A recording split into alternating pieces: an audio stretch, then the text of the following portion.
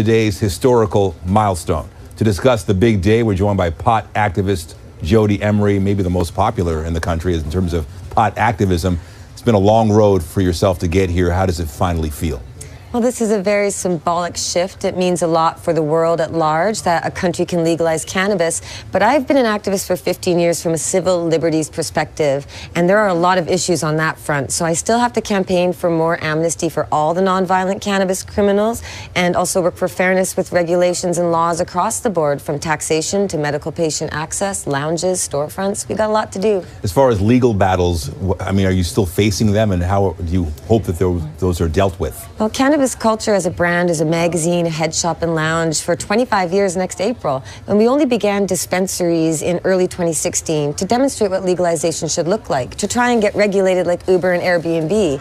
But of course I was arrested and charged, and I pled guilty last December. So I have a big trafficking conviction. I'm not getting amnesty under these proposed possession pardons. And a lot of bud tenders and dispensary workers also have these convictions. We should be looking at amnesty for all non-violent, peaceful cannabis criminals, as I said, because what we didn't hurt anybody. We helped people, and there should be victims if there's a crime. So it sounds like we still have a long way to go. Absolutely. In respect to the marijuana law enforcement, I mean, there's still issues with that. We have the disproportionate nature of the history and the origins of enforcement, and we still see a lot of that ripple effect happening today. People will lose their jobs, their kids, their homes. You can't smoke in a lot of places. There's new prohibitions and punishments across the board. So yes, it's a symbolic victory, but we do have a lot of work to do, and it's been decades of activists, even before my time, marching, running for office, rallying, and here we are. It's something to celebrate, but I'm not giving up yet. Right. So as far as authorized retailers, we have to wait for April. Are you applying for that process? I'd love to open up cannabis culture stores again and do it legally and have the lineups down the block that we should be able to do today,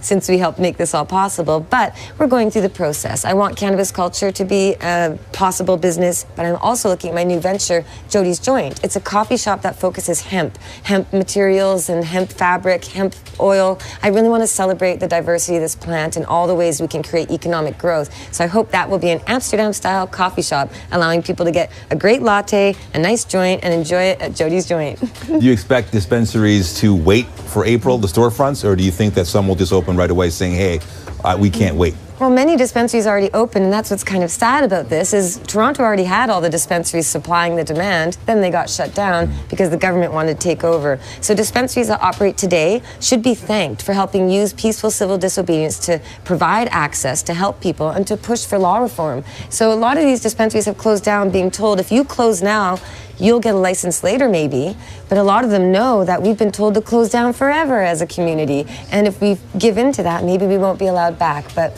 hopefully there won't be raids and arrests, because that's what we're supposed to be moving away from. We should legalize what's already happening and what already exists, not legalizing it for newcomers and punishing the pioneers. Did you celebrate at midnight? I was sleeping because I only got a brief little rest and woke up at 4:19 for a 4:20 interview, but I will be celebrating tonight. I'm sure your phone's buzzing.